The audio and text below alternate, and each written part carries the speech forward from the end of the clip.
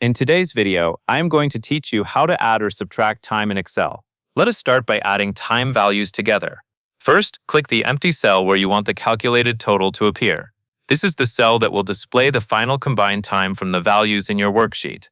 Once that cell is selected, type equals +m and then an opening parenthesis.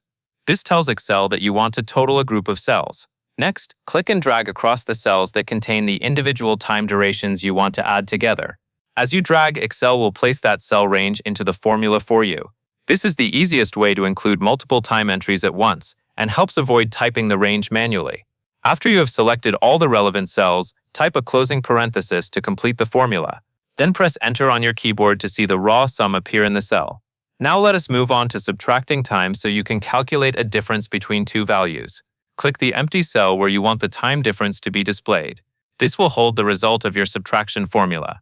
Type an equal sign to begin the calculation. In Excel, every formula starts this way, so this tells the program you are entering a calculation instead of plain text. After that, click the cell containing the first number.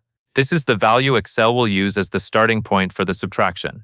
Then type a minus sign on your keyboard. The minus sign tells Excel to subtract one value from another. Next, click the cell containing the second number.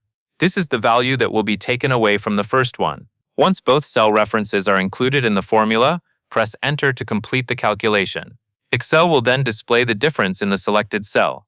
As a helpful tip, if your result does not look like a time value, check the cell format.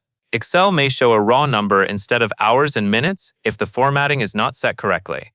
Also, make sure the cells you are working with actually contain valid time entries or numeric values, since that affects how the result appears.